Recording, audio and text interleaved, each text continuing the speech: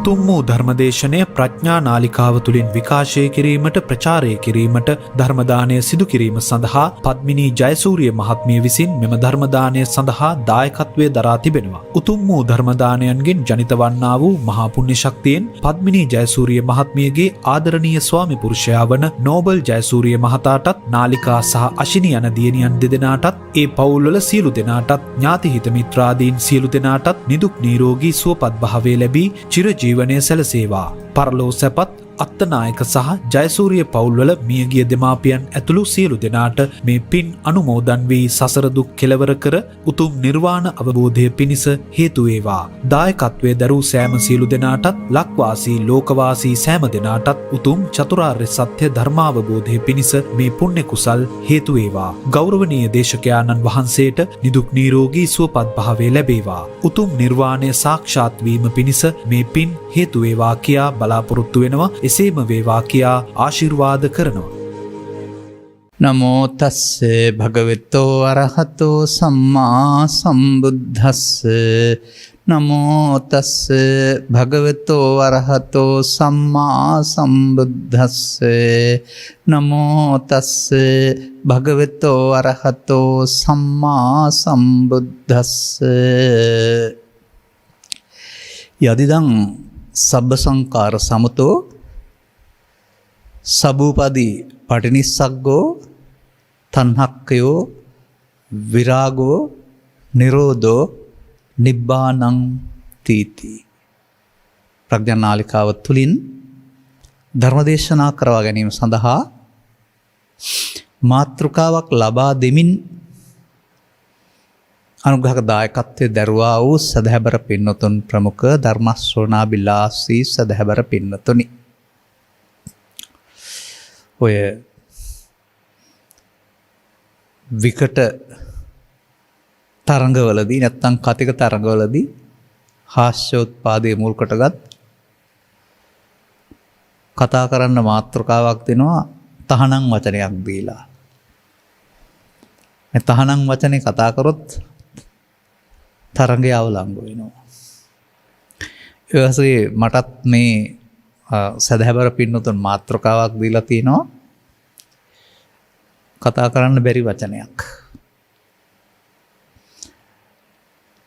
එබැවින් එම වචනයට අදාළ තැනට ප්‍රවිෂ්ඨ වීම සඳහා අදාළ මාර්ගය පිළිබඳව හෝ නැත්නම්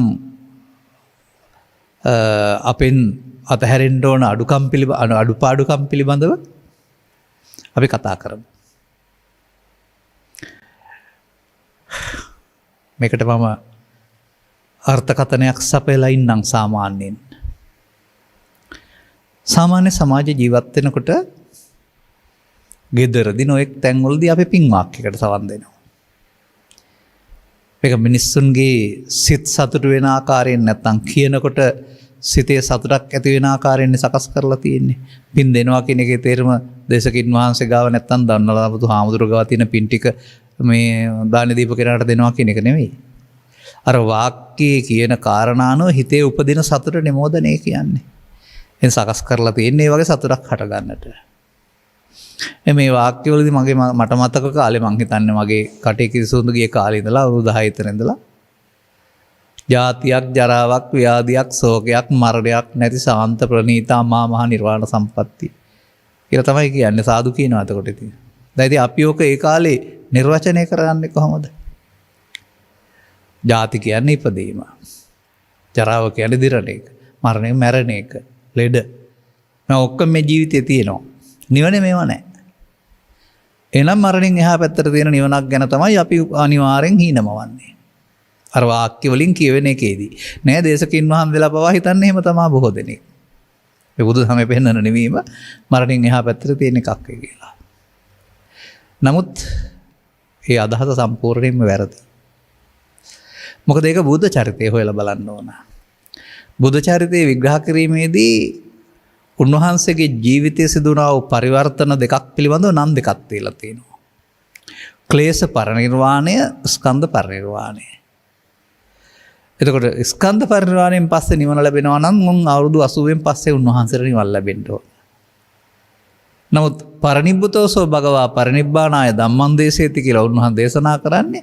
ඒකෙන් තේරෙම උන්වහන්සේ නිවිලා ඉඳගෙන බණ කියනවා. එහෙනම් උන්වහන්සේ නිවිලා තියෙන අවුරුදු 35 දී.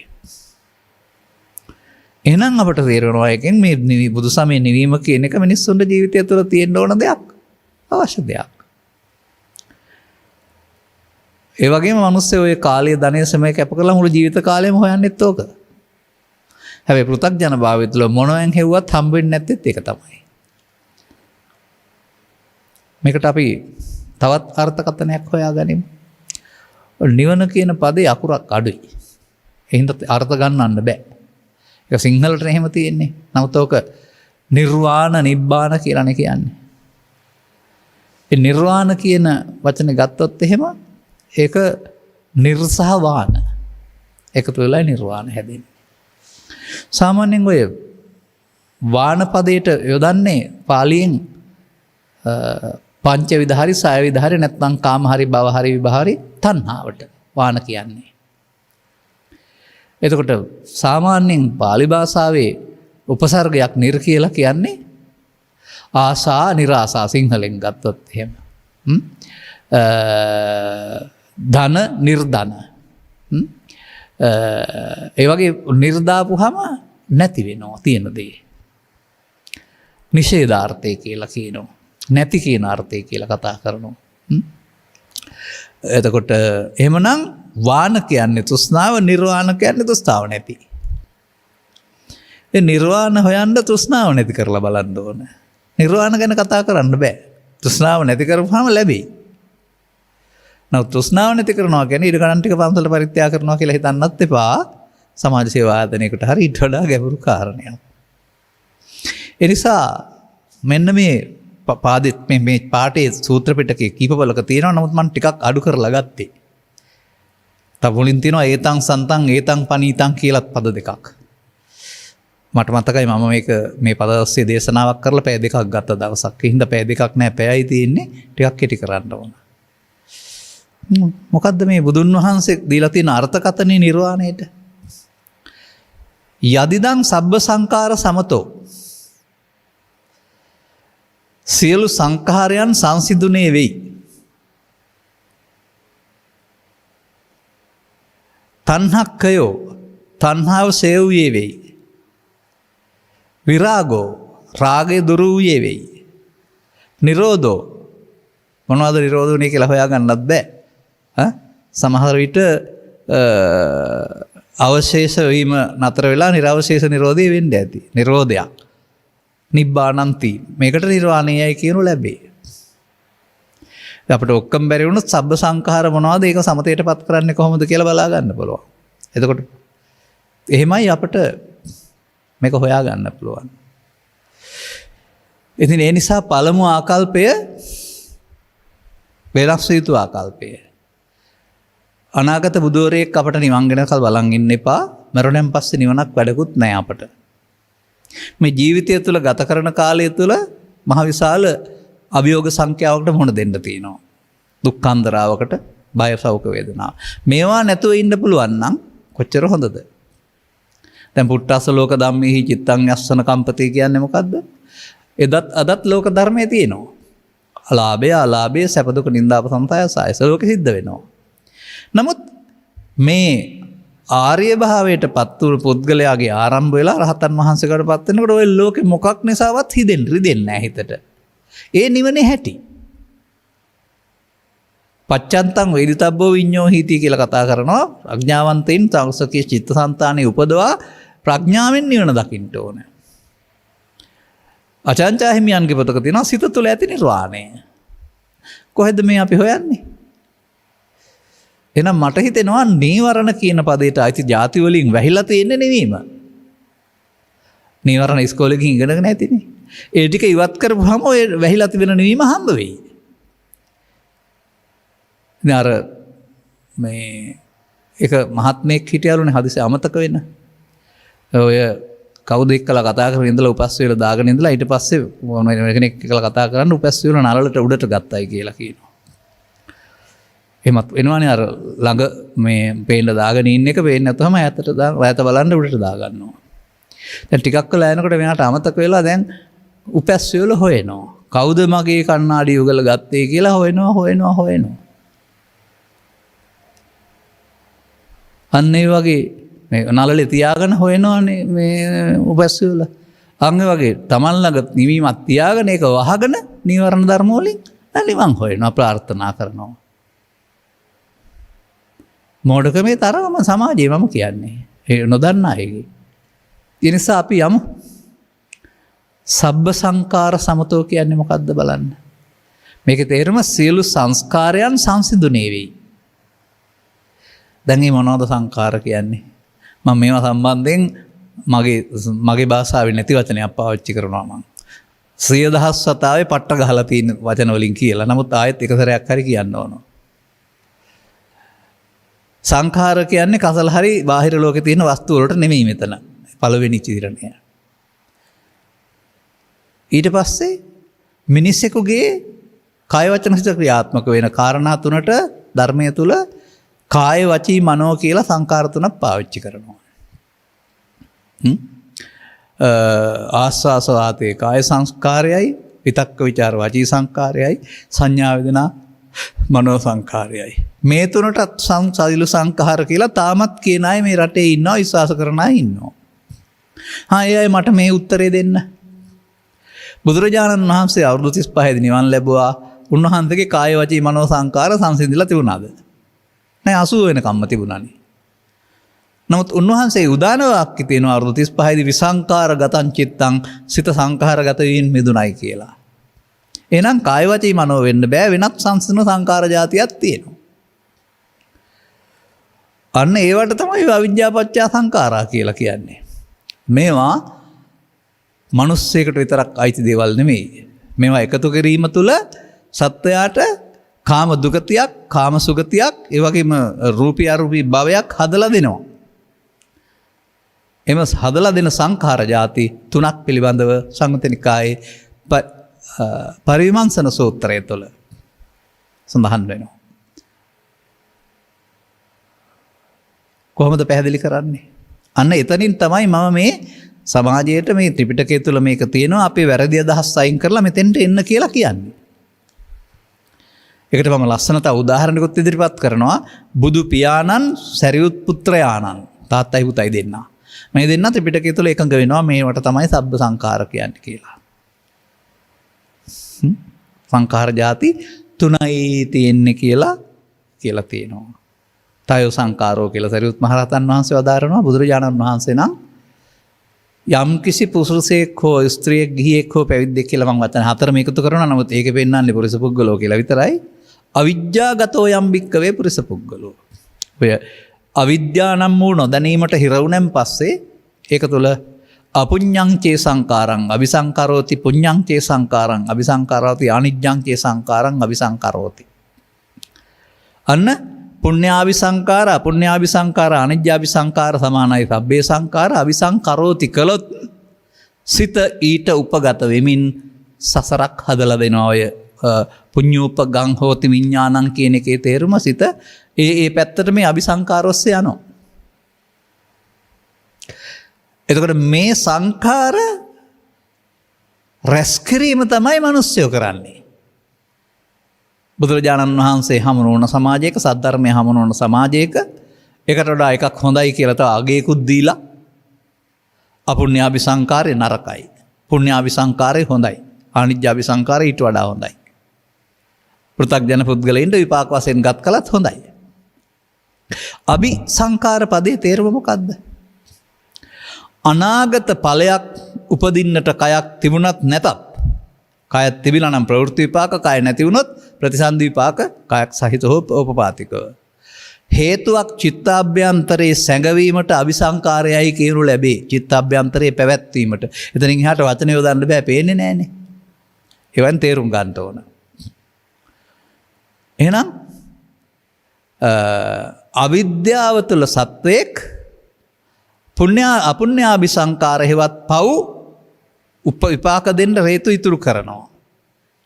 අපි ඒකට කියනවා කන්න කර්ම, කන්න විපාක. කන්න කර්ම වලට අපුඤ්ඤාபிසංකාර කියනවා. ඊට පස්සේ කතා කරනවා පුඤ්ඤංචේ සංකාරං අபிසංකරෝති. පුණ්‍ය කර්ම හේතු පෙන් රැස් කරනවා. ඒකට සුඛ කර්ම එක පැත්තක් කියලා කියනවා. අර බුදුන් වහන්සේ පහළ වුණ සමාජයේ චතුස්සත්‍යයක් ත්‍රිලක්ෂණයක් අවබෝධයෙන් තොරව මැදුම් පිළිවෙකින් තොරව අනාන්තරගත වෙලා හිටපු අය ඔය පව හෝ පිනට එහා ගිය සැපතක් හොයාගත්ත ලෞකික. ඒවට අපි කියන්නේ ධාන කුසල් ධාන සුවේ කියලා. ඒකට කියනවා ආනෙජ්ජං චේ සංඛාරං අபிසංකරෝති. එතකොට මිනිස්සෙක් ජීවත් වෙලා ඉඳලා අපුණ්‍යාභිසංකාරයෙන් හිත පුරවා ගත්තොත් විඥාණය සකස් වෙනවා පවෙන් පරලෝකීන් ඕපපාතික ප්‍රතිසන්දියක් හරි නිර්තිරසන් තතෙක් හරි වෙන්න. පින පුරවා ගත්තොත් පරලෝකීන් මිනිසුන් අතර හෝ අඩු පිනට වැඩි පිනට දෙවියන් අතර උත්පත්තියක් ලබන්න. ධානය අල්ලා ගත්තොත් රූපී ධානයෙන් රූපී බඹතලා අරූපී දානවා. මොනවා නිසාද මේ? සංකාර සංසිඳවපු නිසාද සංකාර රැස් කරපු නිසාද? සංකාර රැස් කරපු නිසා. එහෙනම් සංකාර රැස් කරලා කාටවත් නිබ්බාන වලට පිවිසෙන්න හම්බ වෙන්නේ නැහැ. භව ගාමී වෙන්නයි පුළුවන්කම තියෙන්නේ. මේ සංඛාර තුන පිළිබඳව අවබෝධයක් ලබා ගන්න වෙනවා. බුදුවරයෙක් පහළ වුණු සමාජයේදී මිනිස් මනස විසින් මේ සංඛාර තුනට ඇලිලා ඔක රැස් කරන ඒ තුනෙන් එකට බෙදා ගන්න එක තමයි කරන්නේ. ඔය තුනෙන් එකට අහු වෙන එක තමයි කරන්නේ. දැන් ඔබ හිතන්න එපා ඔබට මේ තුන් සංඛාර තුනම තියෙනවායි කියලා. ඔබ මේ සමාජයේ ඉන්න කෙනෙක් නම් ඔබට සිදු වෙන්නේ අපුණ්‍යාභි සංකාරය සහ පුණ්‍යාභි සංකාරය රැස්වීම විතරයි. මේ දෙකේ සැපමදි දුකමදි කියලා සැප හොයාන ගිය අය තමයි අර ධාන කුසලයේ ආනිජ්ජාභි සංකාරය රැස් කළේ. ඒ අයට ඒක සංසිඳවා ගන්න දේශනා කළා යරුවම අපට ඔය ආනිජ්ජාභි සංකාරය රැස් කරගෙන සංසිඳවා ගන්න එහෙම බුදුහාමුදුරුවෝ බරක් එහෙම පැටෙව්වේ නැහැ ආමුතුවෙන්. එහෙනම් දැන් තේරුම් ගන්න ඕන.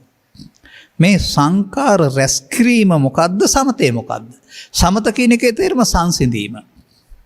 අර බුදුරජාණන් වහන්සේ විසංකාර ගතං චිත්තං සිත සංකාර ගත වීමෙන් මිදුණා තණ්හාව නැති වුණා කියලා තිබෙන්නේ අර මේ උදාන වාක්‍යය. එහෙනම් මේ සංඛාර ගැන කතා කරන්න පොත කියවලා හරියන්නේ නැහැ.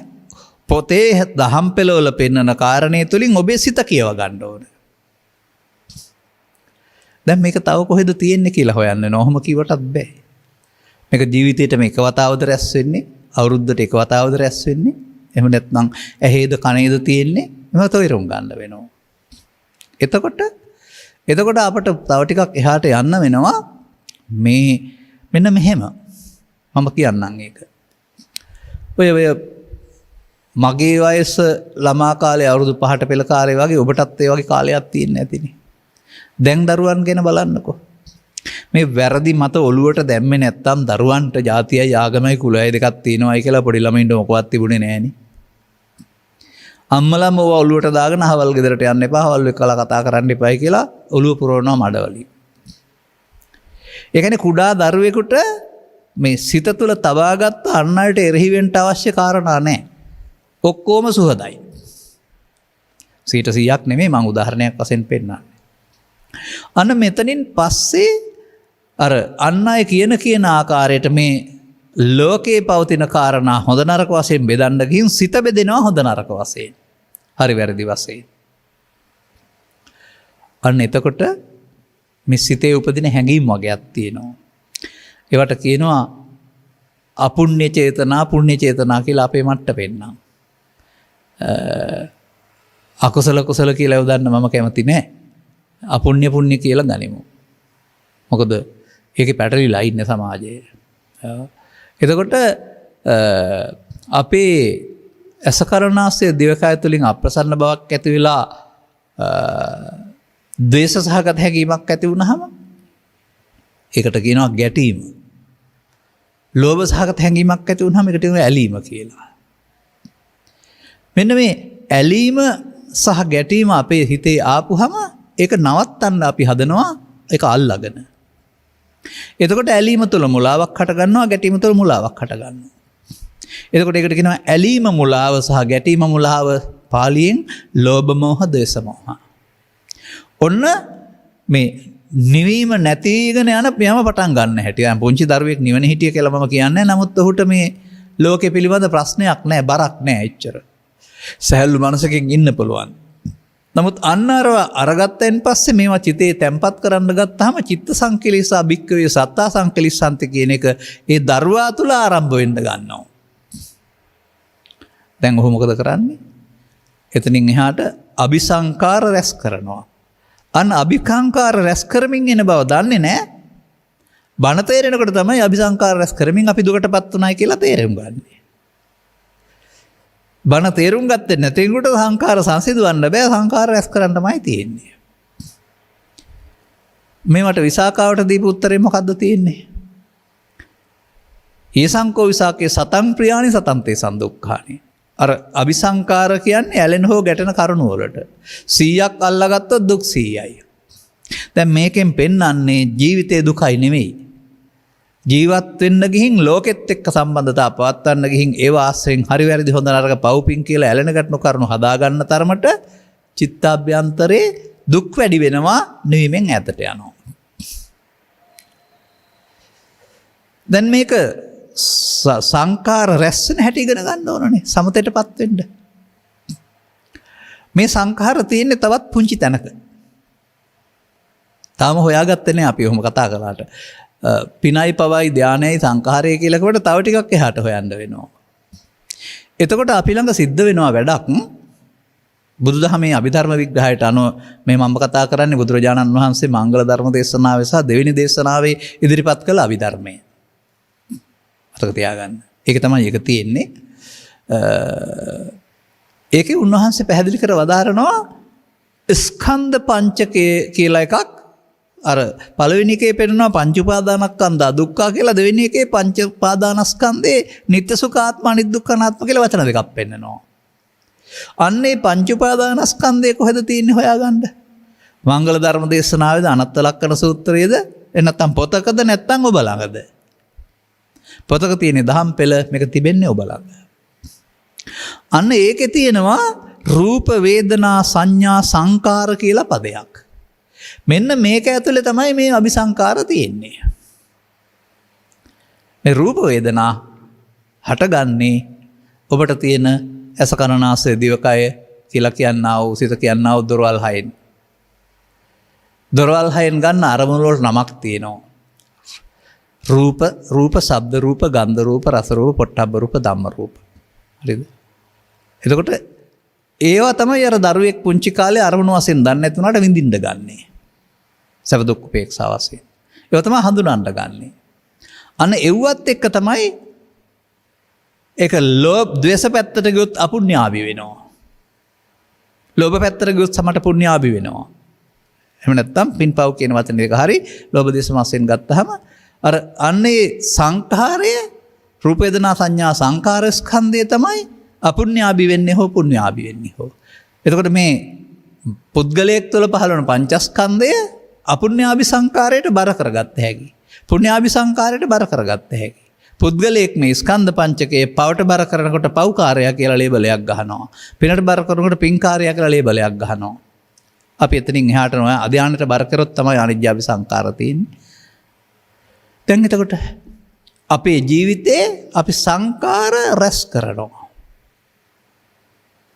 මේ හිතට එන රූප වේදනා සංඥා සංකාර පහ එන කාරණේ ඇලීම මුලාව ගැටීම මුලාව තුළින් අපි ඒතං මම ඒතොහං අස්මින් ඒසෝ මේ අත්තා කියලා පංචස්කන්ධය මගේ මම මගේ ආත්ම කියලා කියන්නේ නැති වුණාට සංකල්පෙක් ගන්නවා. අන්නේ ගත්තම ඒකට පංචස්කන්ධයක් වෙන්න බෑ, පංච උපාදානස්කන්ධයක් වෙනවා. පංච උපාදානස්කන්ධයක් වුණාම ඒකට නිකන් නැති වෙන්න බෑ, අபிසංකාර වෙලා නැති වෙනවා. හෙවත් පස්සේ ගන්න හේතු ඉතුරු වෙනවා.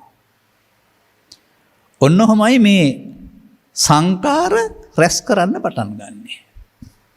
දැන් පෘථග්ජන කියන පුද්ගලයා උගතෙක් නූගතෙක් ධනවතෙක් දුප්පතෙක් ගිහියෙක් පැවිද්දෙක් වශයෙන් ඕන එකක් කාරණා තුළ පංචස්කන්ධ කියන කතාව පිළිබඳව දන්නේ නැහැ. ඔහු පුද්ගලයෙක් වශයෙන් මම යනවා එනවා කනවා බොනවා උගතෙක් නූගතෙක් අම්මා තාත්තා කියන්නයි දන්නේ. නමුත් පරිහරණය කරන්නේ ස්කන්ධ. දැන් මොකද කරන්නේ? දැන් ඒ නිසා මේ හැම එකේදීම ලෝකෙත් එක්කලා ප්‍රතිචාර දැක්වීම ඇති කර ගන්නවා. ඇලෙනවා ගැටෙනවා. හොඳ නම් ඇලෙනවා නැත්නම් ගැටෙනවා. ඇලුනොත් ඒ ගැන වර්ණනා කරනවා, ගැටුනොත් ඒ ගැන විවේචනය කරනවා. මේ දවස්වලත් ඉතින් ඔය නැව ගැන, තෙල් මිල ගැන, එහෙම නැත්නම් කොරෝනා ගැන ඉතින් ඔය අපට අහන්න පුළුවන්. ඔය ඇලීම් ගැටීම් වර්ජන ගැන හරි වැරදි කියලා අදහස් දෙපැත්තෙම. සමහරු එක සාධාරණීකරනවා, ඒක ඇලිලා ඉඳගෙන, තව කෙනෙක් ඒකට විවේචනය කරනවා ගැටිලා ඉඳගෙන.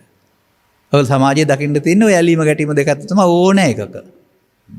දැන් එතකොට අපි එහෙමනම් මේ බෞද්ධ ලේබලයක් ගහලා හිටියට, එහෙම නැත්නම් වෙනත් ලේබල් ගහලා හිටියට ඔක්කොම කරන්නේ මොකද්ද? මේ ජීවත් වෙන්න ගිහින් ලෝකේ පවතින සිදුවීම් ටික හතරක් හොඳයි, හතරක් නරකයි කියලා බෙදාගෙන ඇලෙන්නයි ගැටෙන්නයි ලෑස්ති වෙනවා. ලාභය, ප්‍රශංසාව, යසස, සැප ඇලෙනවා. අලාභය, නින්දාව, ආයස, දුක එපා කියනවා. එපා කීමයි ඇලීමයි දෙකම අල්ලා ගැනීමක්. මගේ ධර්ම දේශනාවල තියෙනවා මුල් කතාවල කිඹුල්ලැම කියලා එකක්. ඔබත් දැකලා ඇති ඔය මාළු අල්ලන්න පාවිච්චි කරන හැම තනි කොක්කක් තියෙන්නේ. එතකොට ඒක උගේ තල්ලේ හිර වුණාම අල්ලා ගන්න පුළුවන්. කොහොම බෑ කිඹුලා අල්ලන්න. කිඹුලාගේ ට තියෙන දෙපැත්තට කොකු දෙකක් තියෙන්නේ. එතකොට මේක මේ ඇමක් ඇතුළට බස්සලා දැකලත් නෑ, මම අහලා විතරයි තියෙන්නේ. ඒක ඊට පස්සේ නූලක් මගින් උඩලියකට ගැට ගහනවා. ඒ උඩලිය වතුරේ පාවෙනවා. ඒකට තමයි ඊළඟ දාලා තියෙන්නේ. දැන් එතකොට මෙයා මේක එකපාරට ගිලින්නේ නැහැ. මෙයා මේක අරගෙන යනවා ඇතුළට. ගිහින් තමයි ගිලින්නේ. ඇතුළට ගිහින් හරි යටට ගිහින් හරි. දැන් මේ යටට ගිහිල්ලා මේක ගිල්ලහම මෙයාට පේනවා ඉස්සරහින් කොකොටුව ළඟට එනවා. මේ කෝටුව Taman ගාවට එනවට කැමතිද හින්දා අත් දෙකෙන් මේකට ගහනවා. දෙපැත්තේ. ගහපුවාම අර කොකු දෙක දෙපැත්තේ තියෙන හක්කට හිර වෙනවා. ගහන්න හිර වෙනවා. එතකොට ඊට පස්සේ කිඹුලා හැමට අහු වුණා වෙනවා. අන්න ඒ වගේ මේ ලාභය, අලාභය, සැප දුක දුන්දා ප්‍රශංසා කියන්නේ කිඹුල්ලැමක්. එපා කියන්න හිර වෙනවා. දැන් අර කිඹුලත් එපා කියලානේ අරක තල්ලු කරේ, නමුත් හිර වුණා. ඒ නිසා ඒකට කියන ඇලීම මුලාව, ගැටීම මුලාව. මේ තමයි අපට සසර වරදින හැටි සහ සසර දුක් හට ගන්න හැටි. දැන් මේ විදිහට බණ තේරුම් ගත්තේ නැත්නම් කෙනෙක් ජීවිතේ අබෞද්ධ බෞද්ධ වෙලා පින්පව් රැස් කරමින් ජීවිත අවසානයේ දක්වා ඉඳලා එකතු කරගත්ත අபிසංකාරයක් තුලින් ආගමික දහම හොඳ නරක තේරුම් ගත්තේ නැත්නම් පවින් පරලෝ යනවා. හොඳ නරක තේරුම් අරන් ජීවත් වෙනවා නම් පිනෙන් පරලෝ යනවා. කැලේට ගිහින් ධානය වැඩුවා නම් ධානයෙන් පරලෝ යනවා. බුදුබණ හම්බ වුණේ නැහැ තුන් දෙනාටම. ඔය පින් කරනකොට බුදුබණ හම්බ වුණා කියලා නිතන් ඉන්නේ. නැහැ. බුදුබණ හම්බ වුණාම සබ්බ සංඛාර සමතේටපත් වෙනවා. මේ තාම සංඛාර රැස් කිරීමනේ ඉන්නේ. ඉතින් අපේ රටේ බහුතරයේ සංඛාර රැස් කිරීම බුද්ධ ආගම කියලා කිව්වට ත්‍රිපිටකේ එහෙම පෙන්නන්නේ නැහැ. මොකද කරන්නේ? සිවස් 7-8ක් තිස්සේ සංඛාර සංසිඳීම කියන එක තේරුම් කරලා දෙන්න දන්නේ නැතුවම කරන්නේ නැතුවම ඔක්කොම සංඛාර රැස් කරන එක බුද්ධ ආගම කියලා නිකන් ඉන්නේ. මේ පෙන්නනවා නිර්වාණය කියන්නේ සංඛාර සමතේටපත් වෙන්න ඕනේ කියලා. ඒක ඉතින් අපි අනාගත බුදුරජාණන් වහන්සේ සමතේටපත් කරලා දෙන තුරු දැන් රැස් කර ඉන්නනේ කල්පනා කරන්නේ. දැන් එනම් සබ්බ සංඛාර අපි මොකද කරන්නේ? ස්කන්ධ පංචකය තුල තිබෙන්නේ පවේ හෝ පිනේ හෝ වශයෙන් අපුණ්‍ය පුණ්‍ය වශයෙන් අபிසංකාර කරද්දි මමත්වයෙන් ගැනීමෙන් සංකාර රැස් වෙනවා කියන්නේ තණ්හානුසයට හේතු ඉතුරු වෙනවා. එහෙනම් අපිට සංඛාර අනිච්ඡාති නෙමේ සංඛාර නිච්ඡාති. ඒ බඳු අයට සංඛාර නිච්ඡාති. සංඛාරයන් නිත්‍ය සුඛාත්ම සංඥාවෙන් අරගන්නවා කියලා තමයි බුදුන් වහන්සේ වදාරන්නේ. අනිච්චේ නිච්ච සංඥිනෝ, දුක්ඛේච සුඛ සංඥිනෝ, අනත්තානි අත්තාති, අසුභේ සුභ සංඥිනෝ. අනිත් දුක්ඛානාත්ම අසුභ දේවල් නිත්‍ය සුඛාත්ම සුභ වශයෙන් අරගෙන සත්වයා සංසාරේ ඇවිදිනවා. දෙපයින් ඇවිදින්නේ නැහැ, පවෙන් ඇවිදිනවා, පින්නෙන් ඇවිදිනවා, දානෙන් ඇවිදිනවා. ඒ අවිසංකාර නිසා. එහෙනම් සසර ගමන ලබා දෙන්නේ සංස්කාරයන්ගේ නිත්‍ය සුඛාත්මයේ සංකාර රැස් කරයි. ඉතින් මේ බණ හරි ඊට ඉස්සෙල්ලා බණ හරි තව ගොඩක් බණ අහලා හරි මේ මොහොතේ සංකාර සංසිඳවන්න මොකද කරන්න ඕන? දැන් මේ නිවීම වහන්නනේ ලෑස්ති කරන්නේ අපි මේ සංකාර රැස් කර. දැන් නිවීම ගැනනේ මගෙන් අහන්නේ. ඒක සංකාර සමතේටපත් කරන්න වෙනවා. මතක තබා ගන්න. එහෙනම් අන්න සංඛාර එන වෙලාවට සංඛාර උපාදාන කරගන්න දෙන්නේ නැතුව අර පංච උපාදානස්කන්ධය අනිත් දුක්ඛ අනාත්ම වශයෙන් බලන්න කියන්නේ සංඛාරී උපාදාන වෙන්න නොදී අවසන් වෙන්න. එතකොට එහෙමනම් මේ සංඛාරය හටගෙන මමත්වෙන් ගැනීම තුළ අනාගත ඵලයක් හොදෙන්න හේතු ඉතුරු වී චිත්තාභ්‍යන්තරයට බැසගෙන අවසන් වෙනවා. මෙන්න මේ චිත්තාභ්‍යන්තරයට බැසගෙන අවසන් වෙන එකට උපාදාන වෙනවා කියනවා කරගන්න නැතුව අවසන් කරන්න පුළුවන් නම් එහෙනම් සංඛාර රැස් කිරීම වෙනකොට සංඛාර සංසිඳීම ආරම්භ වෙනවා. එතකොට සංඛාර රැස් කරන අයට කියනවා අනුසෝතගාමී කියලා. මේක තේරුම් අරන් අස් කරන්න පටන් ගත්තාම සෝවාන් පුද්ගලයාගේ එහා පැත්තට පටිසෝතගාමී. මේ සංඛාර සංසිඳවන්න නිකම් බෑ. ආර්ය මාර්ගයේ වැඩක් මේක. ඒ නිසා අන්න ඊට පස්සේ තමන් ඒ වෙනකොට ඇලෙන කරුණු 100ක් රැස් කරන් හිටියා නම් 100ම ඇවිදින් ඉවර වෙන්න ඕන. දැන් සිදු වෙන්නේ අලුතෙන් රැස් කරන එක අරවා උපන්න කුසල් දුරු වීම වශයෙන් වර්තමානයේ ඇවිදින් දැකලා අවසන් වෙනවා. අලුතෙන් කරන්නේ නැත්te අලුතෙන් රැස් කරන එක.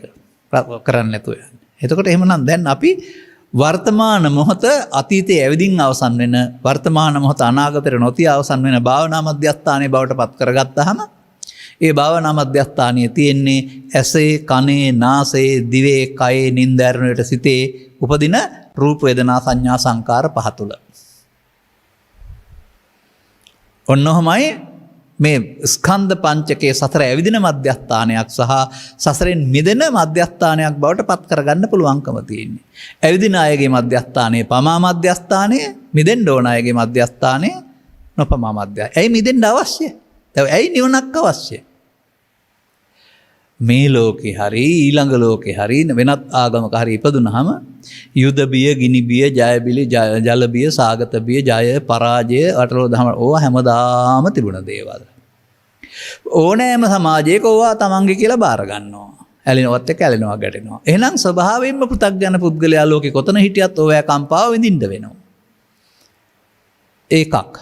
අනිත් එක තමයි මේ කරුණ කියලා දෙන්නට ගැඹුරු දහමක් ලෝකේ ආගම් වල නැහැ. එකක්. ඒ වගේම වෙනත් දෘෂ්ටි ගන්නවා. මරුණාම උපදින්නේ නැහැ කියලා හරි මරණින් පස්සේ සදාකාලික කොහෙ යන්න ඕන හරි කියලා හරි. ඉතින් මේ වගේ ප්‍රතිසන්දිය මෙතනින් එහා පැත්තට කොහෙ යයිද? ඕවා කියලා දෙන කෙනෙක් නැහැ. මේක අනුගමනය කළ හැක්කේ තේරුම් ගත්ත ප්‍රඥාවන්ත මිනිසාට විතරයි. මිනිසාට කියන්නේ පිරිමියාට නෙමෙයි. ප්‍රඥාවන්ත නොවන අනිත් අයටත් බෑ ඔක තේරුම් ගන්න. ඒ නිසා පෙරලා ගත්ත රත්තරන් ටිකකගේ දුර්ලභ ගණයේ අවස්ථාවක් තමයි මේ සදහම් මහාන ආයතන මේක තේරෙන අය ප්‍රඥාවන්තයෝ බවට පත් වෙන්නේ.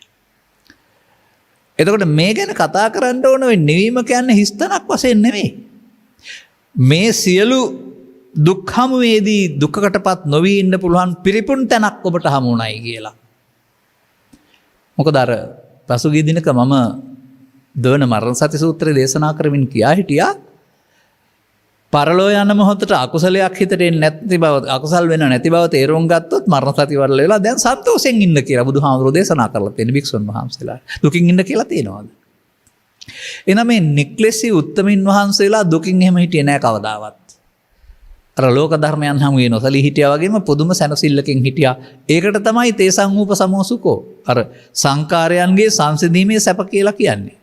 ඔය අර අනිත්‍යත සංඛාරා ගාථාවේ තියෙන තේසං ූප සමෝ කියලා. ඒ තේසං කියන්නේ අපුඤ්ඤාභි සංඛාරයට, පුඤ්ඤාභි සංඛාරයට, ආනිජ්ජාභි සංඛාරයට. ඒවා සංසිඳීමේ සැප තමයි බුදුදහමේ නිවීම කියන්නේ. ඉතින් නිවීම හොයන්න යන්න එපා. සංඛාර හඳුනාගෙන රැස් කරන එක නවත්තලා සංසිඳවන්න පටන් ගන්න. එතකොට අරක හම් වෙයි. එහෙනම් යදිදං සබ්බ සංඛාර සමතෝ අන්න සංඛාර සමතයට පත් කරන කාරණාව තමයි මේ ආසවක්ඛේ ඥානය පහළ වෙලා ආසවශ වෙන්නේ මෙහිමයි කියලා අවබෝධ කරගත්තාම මේක කරන්න ඕන. තමන් විසින් සසරට අමු වෙන්න හදාගත්ත උගුල් ටිකෙන් ගැලවිලා ආපහු ගැලවෙන්න ඕන. ඊළඟට තියෙනවා මේ සබ්බූපදි පටිනිස්සග්ගෝ කියලා. සියලු උපදි වලින් නිදහස් වුණේ වෙයි කියලා පෙන්නනවා. මොකද උපදි කියලා කියන්නේ? මතක තබා ගන්න. උපදි කියලා කියන්නේ සාමාන්‍යයෙන් උපාදාන වලට කෙලෙස් වලට. කෙලෙස් වලට නමක් උපාදානයන්ට නමක්. එතකොට සියලු උපාදානයන්ගෙන් මිදුනේ වෙයි කියලානේ පෙන්නන්නේ. එතකොට අර උපදි වේපක්කා කියලා කතා කරනවා. උපදිසා හට ගන්නා වූ පීඩාව. ලෝකයේ සිදුවෙන සිදුවීම් වලට අනුව තමන්ගේ චිත්තාභ්‍යන්තරයේ පවතින ලෝභය දේශේ මෝහය නැමැති උපදි නිසා තමයි මේ පීඩාවක් හම්බ වෙන්නේ. එහෙනම් උපදි ටික අයින් කරලා දාන්න වෙනවා. මතක තබා ගන්න. ඒ වගේම ඒක අර සබ්බ සංඛාර සමතිදිම සිදු වෙනවා. සිදු වුණාම තමයි මේ අර සියලු උපදීන්ගෙන් නිදහස් වුනේ වෙයි කියන වචනේ පාවිච්චි කරන්නේ. ඊළඟට තව වචනයක් තියෙනවා. තණ්හක්ඛයෝ. හොඳ වචනයක්. සමහර වෙලාවට අපි ඔය කෙටියෙන් පැහැදිලි කරලා ඉවර කරනවා. නමුත් කාලේ තියෙනකොට යම් යම් තැන් ගැඹුරට පැහැදිලි කරනවා. දැන් මේ සබ්බ සංඛාර සමතේදී තමයි තණ්හක්ඛය වෙන්නේ. නමුත් ඊට ඉස්සෙල්ලා ඔබ තණ්හාව හඳුනා ගන්න ඕන. තණ්හාව රැස් කිරීම හඳුනා ගන්න වෙනවා. අන්න මෙතනදී තමයි මේ තණ්හාව කියන තනි වචනය කාම භව තුන් භවත්‍රයට අදාළ වෙන ආකාරයෙන් කාම තණ්හා භව තණ්හා විභව තණ්හා කියලා බෙදලා තියෙන්නේ. එසේ කියපවුණෙන් තුන් තණ්හාම අයින් කරන්න ඕන ඔබ කියලා අදහසක් ඇති කරගන්නත් එපා. ಭಾರತයේ හිටපු සමාජයේ අය gedara නම් කාම තණ්හාවේ කැලේට ගිය අය භව විභව තණ්හාවල හිටියා. ඒ අයටයි ඒක දේශනා කළේ. ඔබ ඔබේ කාම තණ්හාව විස්තර කරගන්න පැහැදිලිව. කාම කියන්නේ කැමතිනේ. කැමති පරිදි ඇලෙනවට නෙවෙයි කාම තණ්හා කියන්නේ. මොනවටද කැමති පරිදි ඇලෙන්නේ? ඇහැට කනට නාසයට දිවට කයට රූපයට ශබ්දයට ගන්ධයට රසයට පොට්ටබ්බයට කියලා මෙන්න මෙහෙම අරමුණු පහකට ඇලෙනවා.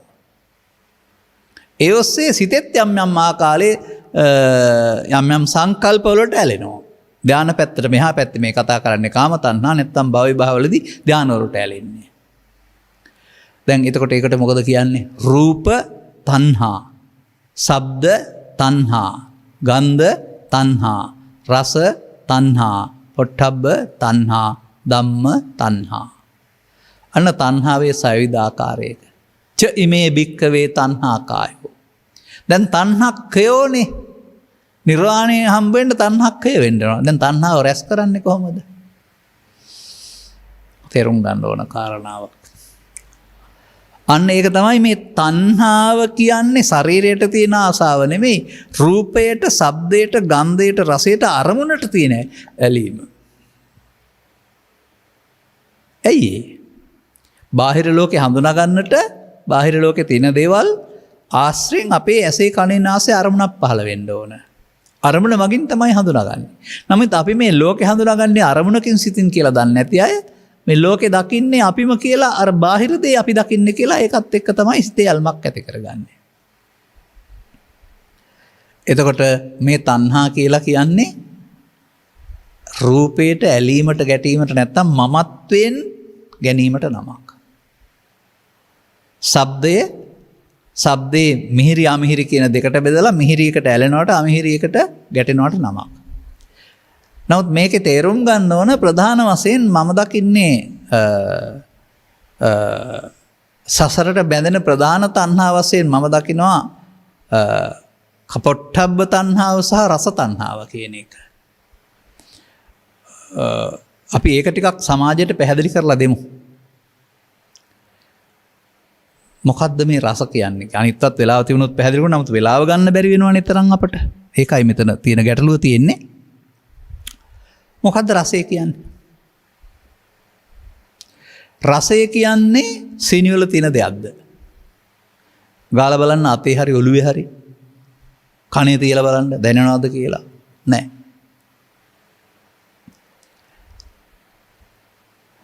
එතකොට ඒ දේවල් ඒ රසයට අදාළ දේවල් දිවේ තියෙන ප්‍රසාදයේ ගැටුණාම තෙතමගින් එතන හට ගන්න චෛතසිකයක් රස කියන්නේ.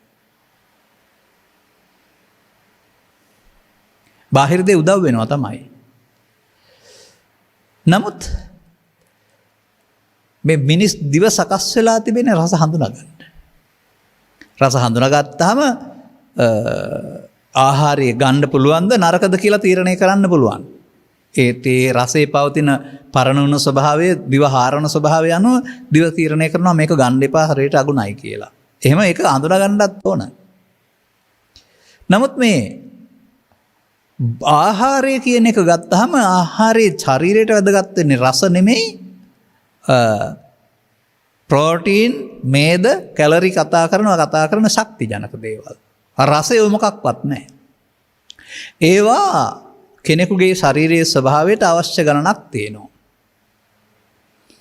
ඒක අපි දෙවේලක් හරි තුන් වේලක් හරි හතර වේලක් හරි අදා පාලනය කරන අවශ්‍ය ප්‍රමාණය ගන්න ඕන.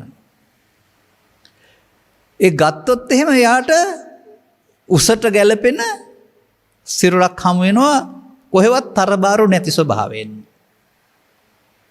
නමුත් මේ රසයට වහල් වෙන්න ගියොත් එහෙම අවශ්‍ය ප්‍රමාණයට වඩා ආහාර බුදින්න පටන් ගන්නවා. දැන් මේ සඳහා මේක වෙන කැලරික අගයන් ශරීරයට වැඩිපුර එකතු වෙනවා. මේ දත් එකතු වෙනවා.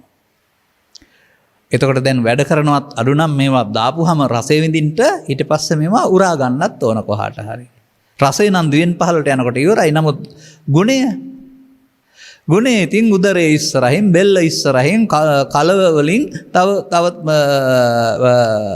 තැන්වල තැන්පත් වෙනවා නිරාගෙන යනවා ඉස්සරහට. ඒකනේ ඔය ශරීර දිහා බලපුවම හොයාගත්ත හැකි. තමන්ගේ මහන්සියේ තරමට දැන් ගොවියෝ නම් නැත්තම් කමකරුවෝ නම් ගොඩක් වෙහෙස වාංශ වෙන කැලරි විනාශ කර ගන්නවා. ශක්තිය වැය වෙනවා. ඒ නිසා ඔවුන්ට වැඩිපුර ආහාර ගත්තට මේ තරබාරු වෙන්න කාරණයක් නැහැ. මොකද වැය වෙන නිසා.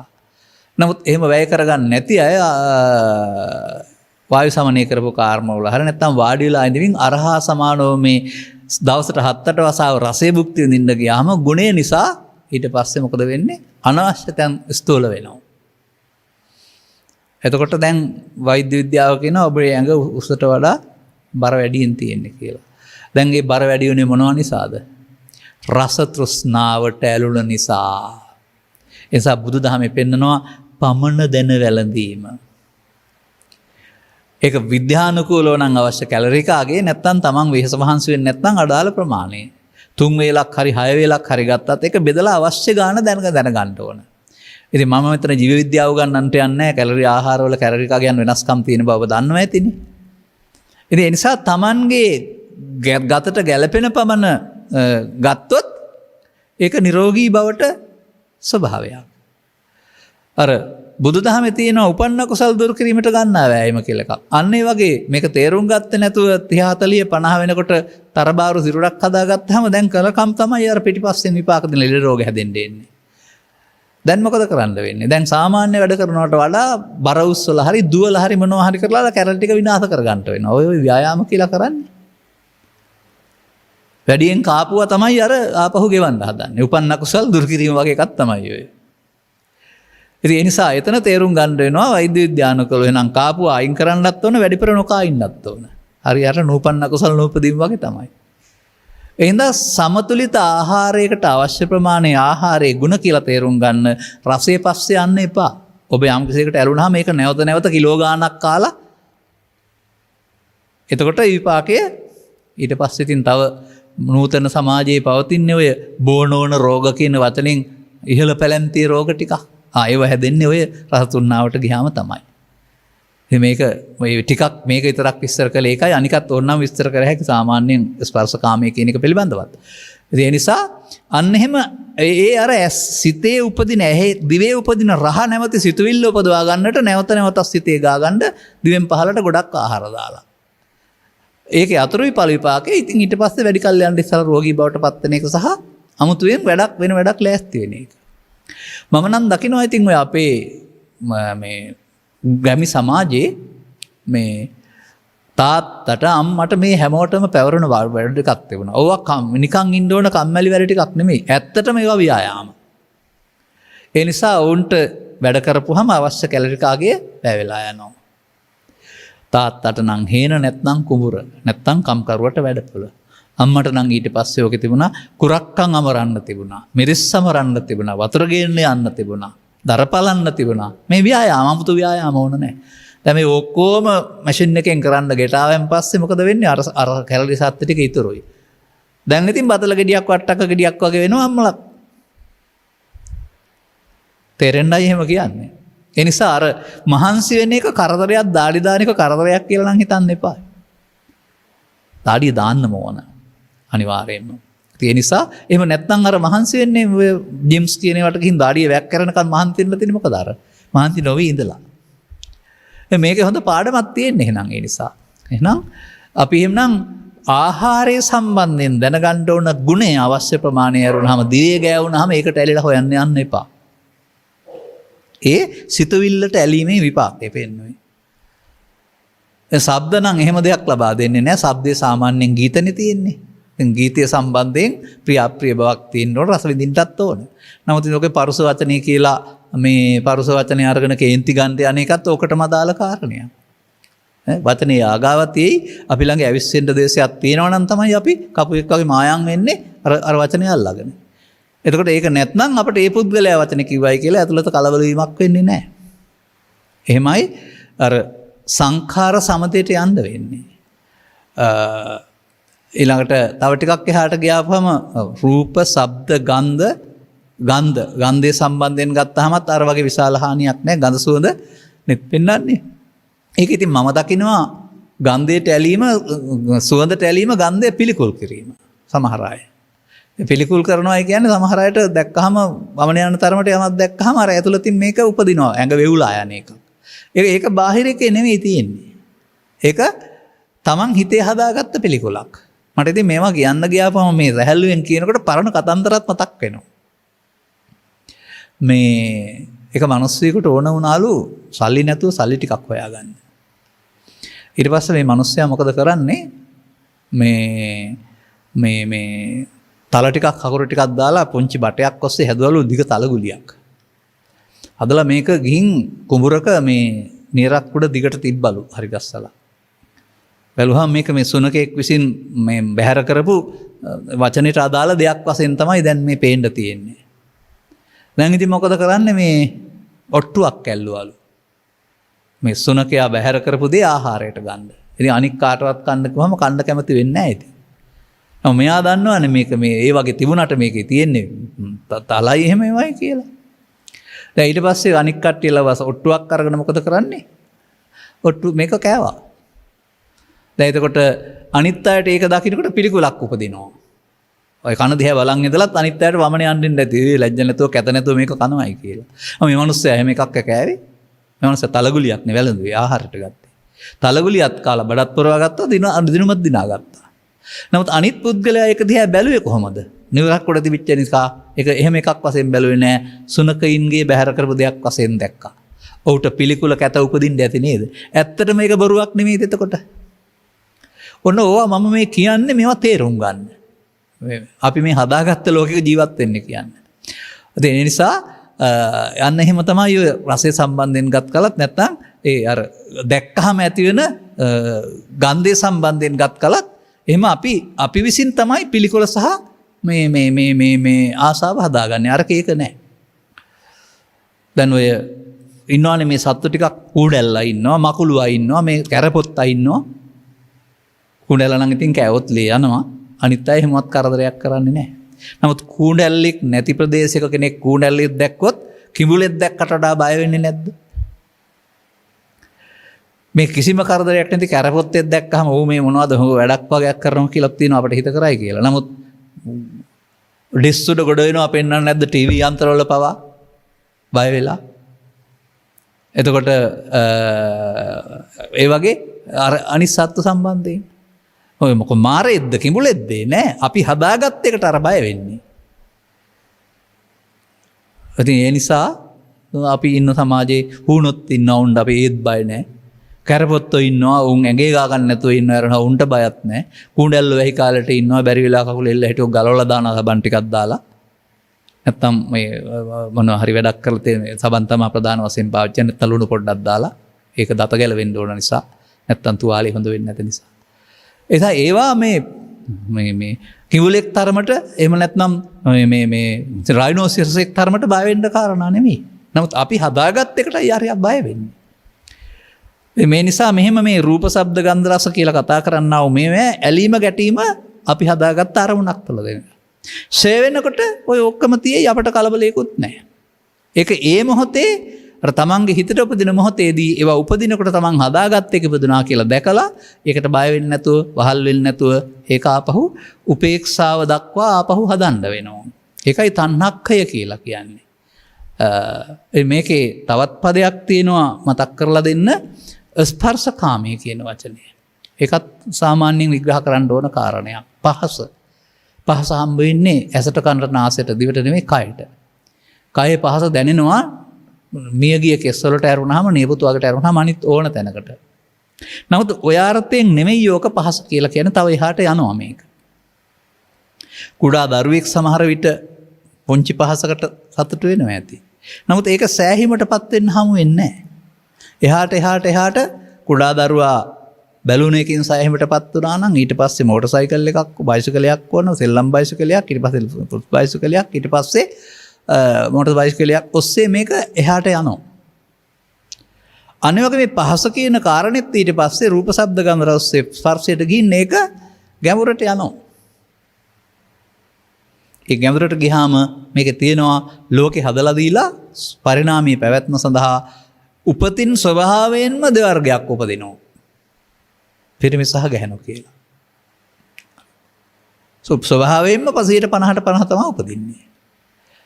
ඉතින් ඒකෙන් ආගමට අයත් වුණත් ඇතත් නොකියා කියන කාර්යය තමයි ලෝකේ විනාශ කරන්න එපා ලෝකේ පවත්තන්න කියලා.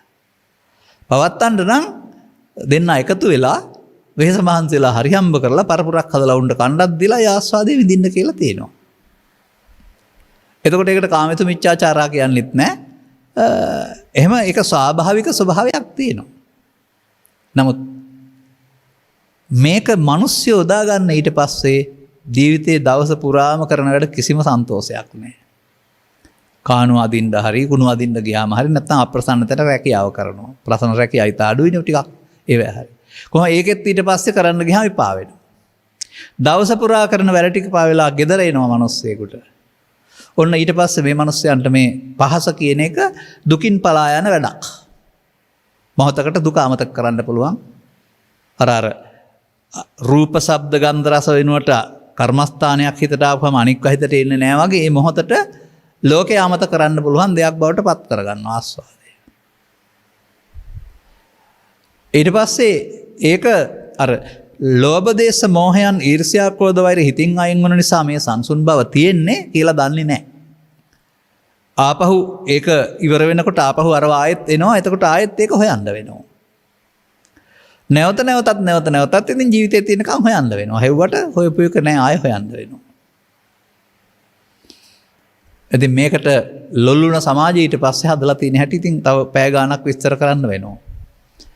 මේක එක්තරා මායාවේ උගුලක් සත්‍ය සසර පවත්තන්නට හදා දීපු. ඉතින් මේකේ කිසියම් ආකාරයක අල්ලසක් තියෙනවා. පොතපත කියවීම තුළ අපට යම් දැනීම් තියෙනවා. ඉතින් අල්ලස ගත්තට කමක් නෑ බර දරලා. ඔය මවෙක් වෙලා පියෙක් වෙලා දරුවන් පෝෂණය කිරීම කියන්නේ බර. නමුත් මේක වැරදි පැත්තට යනකොට මවෙක් වෙන්න පියෙක් වෙන්න කැමතිත් නැහැ දරුවෝ පෝෂණය කැමතිත් නැහැ. නමුත් අර අල්ලස ඕනේ. ඔන්න ඉතින් දියුණු වෛද්‍ය විද්‍යාවයි තව නොයෙක් කාරණායි බේත් හේත් සේරම උදව් කරන ඊට පස්සේ මේ රට යන්නේ කොහාටද ලෝකේ? ස්පර්ශකාමයේ අසීමාන්තිකව විඳින්න. දැන් ඉතින් ඒකට කියන්නේ කාමුක වෙනවයි කියලා. ඊට පස්සේ අර මව්පිය දෙදෙනෙක් තුළ තියෙන ලෙන්ගතුකම විවාහයේ සහතිකයක් නොතිබුණත් දරුවන්ට තමන්ගේ වගකීම් ඕන ජීවිතාවසානයේ දක්වා බැඳෙන්න ඕන තියෙන ලෙන්ගතුකම දාලා යන්න බැරි වගකීම දරන්න පුළුවන් මානසිකත්වේ නැතුව යනවා. සුනකයෝ තමන්ගේ කටයුත්ත කරලා ගිහිල්ලා සුනක දේනුවට පැටව ටික බාර දෙනවා. ඊට පස්සේ ඉතින් මේ සමාජයේ ඉස්සරහට යනකොට තාත්තලා නැති දරුවෝ නැත්නම් අම්මලාට දරුවෝ බර දරන්න සිද්ධ වෙයි මේ වැරදි පැත්තේ විපාක. තව විස්තර කර හැකි තින් මට නමුත් එහෙම කියන්නේ නැහැ. තේරුම් ගන්න ඒ නිසා විද්‍යාවේ දියුණුව අද යොදාගෙන තිබෙන්නේ මේක වැරදි විදිහට විඳින්න. ඒක දීලා තියෙන කාරණේට නෙමෙයි. ඒක දීලා තියෙන්නේ අනිවාර්යෙන්ම ස්වභාව ධර්ම විසින්ම හදලා දීලා තියෙන දෙන්නෙක් එකතු වෙලා දරුවෙක් හදලා යා පෝෂණය කරලා සමාජයට දීපන් කියන්නේ. ඒකට තමයි බුදු සමය තුළ මව්පියන් බවට පත් වෙලා ආචාර ධර්ම ටිකක් පෙන්වලා තියෙන්නේ. ඒ බර දරලා කරන්න ඕන. තමන්න පුළුවන් පමණ. නමුත් අසීමාන්තිකව ඊට පස්සේ මේක බහු කියන වචනේ පාවිච්චි කරලා ඒක වෙනුවට බහු කියන වචනේ පාවිච්චි කරලා සීමාවක් නැතුව එහාට යනවා. දැන් ඊට පස්සේ ඒකෙන් පෙන්නේ ඒ මිනිස්සයා රාගයෙන් පිරුණ කෙනෙක්, ආදරෙන් පිරුණ කෙනෙක් නෙමෙයි වෙන්නේ. ඒකට තමයි ඊට පස්සේ අසීමාන්තිකේ පස්සේ පන්න එකට තමයි රාග කියන්නේ. නැතුව මේ දෙදෙනෙක් අතර ඇති වෙන සුන්දර සම්බන්ධතාවයකට ඒක කියන්නේ නැහැ. මතක තියාගන්න. අර තව ටිකක් එහාට ගියාම මොකේ විකෘතියක් තියෙනවා. ඔය ස්වාභාවික දෙදෙනෙකුගේ හමුවීමට එහා පැත්තට ගියාම සම කියන වචන යටතේදී ඒකේ විවිධ ස්ත්‍රී පුරුෂ නැත්නම් විවිධ විකෘති තියෙනවා. ඒවා ඔක්කොම රාග. විකෘතිය කිසිවක් ආදරේ නෙමෙයි. අර ආදරේ කෙලවරක් වශයෙන් නෝක සිදු වෙන්න පුළුවන් නේද දෙනෙක් අතර. නමුත් අරව ඔක්කොම විකෘති. දැන් මේකෙන් වෙන්නේ මිනිස් මනස පරිහානියට පත්වන එක. සහ මිනිසා ශරීරයෙන් හිටියට අර තිරිසන් සත්තු ගානට වගකීමකින් තොර වෙන එක. එතකොට ඒ නිවන් මඟ වෙන්නේ නැහැ. සාමාන්‍යයෙන් කියවනටත් කියනවනේ මේ කුණුමාළු කෑවට කමන්නේ කරේ බැඳගෙන කියලා කරේ බැඳගෙන කන්න එපායි කියලා. ඒ වගේ මිනිසුන් ඉපදුනේ කාමයන් විඳින්න නම් පෘථග්ජනයව. ඒකේ ආගමික සීමා, ජාතික සීමා, රටක සීමා තියෙනවා. සීමාව තුළ විඳින්න. සීමාව කඩාන යන්න ගියාපුවම ඊට පස්සේ වෙන්නේ ඔය නීතියක් නැතුව විඳින්න ඕන සත්තු ඉන්නවා. ඒ අය ගාවට යන්න වෙනවා. දැන් ජාතක පොතේ පවතිනවානේ ඔය වඳුරු රංචුව, රිලා රංචුව සම්බන්ධයෙන් කතන්දර. ඒවා එක ප්‍රධානියා ඉන්නේ. ඒ ප්‍රධානියා තමයි අනසක පතුරානේ ඉන්නේ. එතකොට තව පිරිමි සතෙක් ඉපදුනොත් හිර කරලා තද කරලා මරණවයි කියනවා. මොකද තව ශක්තිවන්තයෙක් පහළ වෙයි කියලා. මොකටද මේ අන්තఃපුරයක් පරිහරණය කරන්න. අන්තఃපුර තියෙන්නේ සුනක මේ වඳුරු සමාජයේ, රිලා සමාජයේ. ඒ මෙහෙන් මේවා හොයපු කට්ටියට ලබලා දීලා තියෙන්නේ කර්මයේ විසින්. වැරදි පැත්තට ගියාවම. ඒ නිසා මේවට ඇලී ගලී ඉන්න එපයි කියලා පැහැදිලි කරන්නේ. අවශ්‍ය මට්ටමක තියෙනවා යම් දෙයක්. නමුත් ඒක තේරුම් ගත්තාම තුනී කරගන්න ඇරුණාම අර අන්තවාදී පැත්තට යන්න කියලා නෙමෙයි පෙන්වන්නේ. මෙම කාරණා පැහැදිලි කිරීම තුළ අපට මතක තබා ගන්න. එහෙනම් මම ටිකක් විස්තර වැඩිපුර කළා වගේ කාලයක් ගත වීගෙන යනවා. එහෙනම් මෙන්න මේ කාරණේදී තේරුම් ගන්න ඕන තණ්හක්ඛයෝ රූප, ශබ්ද, ගන්ධ, රස අරමුණේ ඇලීමේ ඡය වෙන්න වෙනවා. එතකොට මෙතෙන්දී මේවා හේතු ඉතුරු වෙන එකට අවශේෂ නිරෝධ කියනවා. හේතු ඉතුරු නොවි අරමුණෙන් අරමුණට අවසන් කරනවා නිරෝධ කියනවා. එතකොට මේ නිරෝධයේදී අර සබ්බ සංඛාරස් සමත වෙනවා, උපති සංසිඳෙනවා, තණ්හාත්සය වෙනවා. එතකොට තමන්ගේ චිත්තාභ්‍යන්තරයේ ලෝභයෙන් ද්වේෂයෙන් මොහෙන් හිස් වුනහම ලෝභයෙන් ද්වේෂයෙන් මොහෙන් හිස් වුණාට හිස් නැහැ. දැන් මේ ලෝක සම්බන්ධයෙන් ගත කරන්න පුළුවන් කලබල වෙන්නේ නැති ස්වභාවයක් තියෙනවා. ඒක සෝවාන් ආදී මාර්ගඵල වලින් ප්‍රත්‍යක්ෂ කටයුතු නිර්වාණය කියලා කියනවා. සෝවාන් සිටම ඒක හම් වෙන්න පටන් ගන්නවා. මතක තබා ගන්න. ඒක සම්පූර්ණ වෙන එක තමයි අතෙන්ට යනකොට තියෙන්නේ. දැන් මිනිසා මේ උත්තරීතර ප්‍රතිඵල ලබා ගත්තාම ඔහුට මොනවා නැති වුණත් නැති වෙන්න දෙයක් නැහැ. මරණයට යන්න දෙයක්වත් නැහැ. ඒක තමයි අපමත්තා නමියන්ති කියන්නේ ආය මැරෙන්න කෙනෙක් නැහැ ඊට පස්සේ.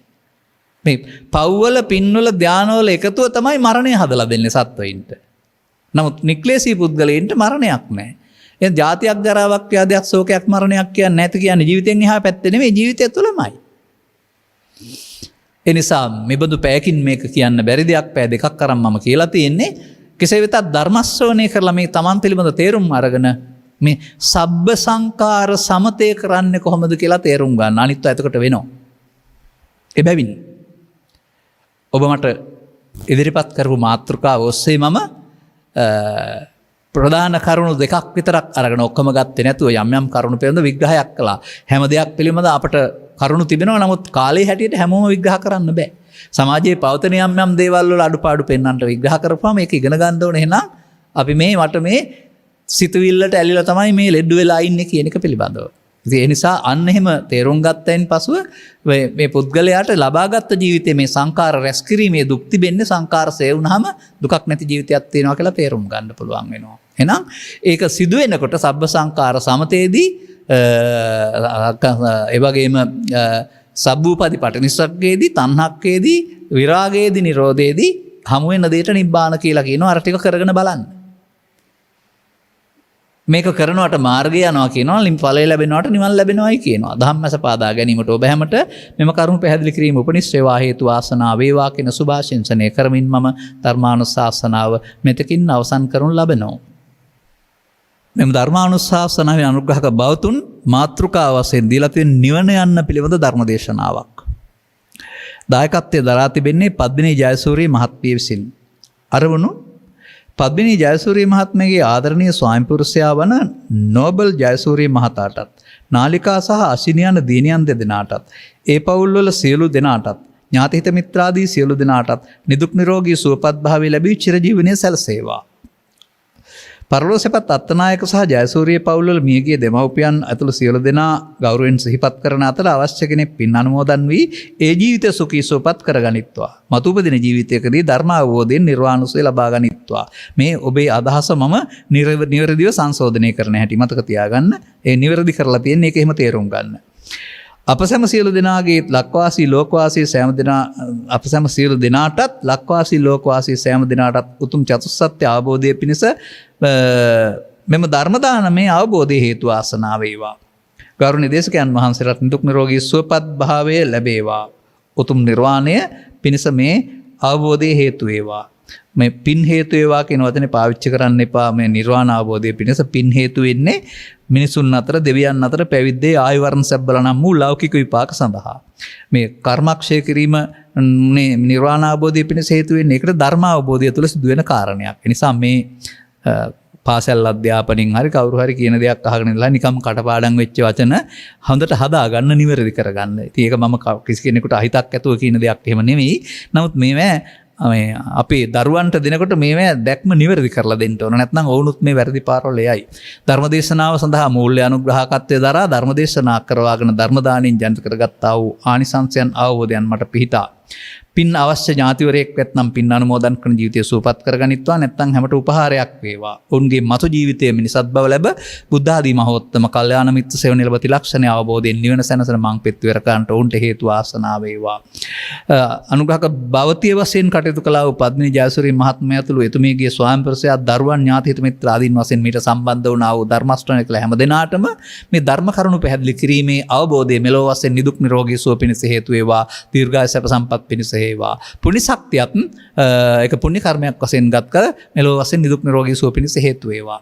රැකිය ආදී කටයුතු සාර්ථක වී අනාගත බලාපොරොත්තු ඉටු වී රෝග පීඩා දුරු වී කල්යාණ මිත්‍ර සේවනය ලැබී ත්‍රිලක්ෂණී වැනි දහම් කරුණක අනුගමනීය ප්‍රතිපදාව වටහා ගන්නට ලැබීම තුළින් ඔබටත් ජීවිතයේ ඉක්මවා නොයා ලබාගත යුතු සකල දුක්ඛයන්ගේ නිමාවන්නා මේ උතුම් නිර්වාණ සුවය සැනසීමට හිමිකම් කියන්නට අවශ්‍ය ධම්මස පාදා ගන්නට හේතු ආසනාව වේවායි සාදු කියලා ප්‍රාර්ථනා කරන්න. සබ්බිහිතයෝ වජ්ජන්තු සබ්බ රෝගෝ විනස්සතු මාතේ බවත් අන්තරායෝ සුඛී දීඝායුකෝ භව හැම දිනාටම තෙරුවන් සරණයි. රාගක්ඛයෝ නිබ්බා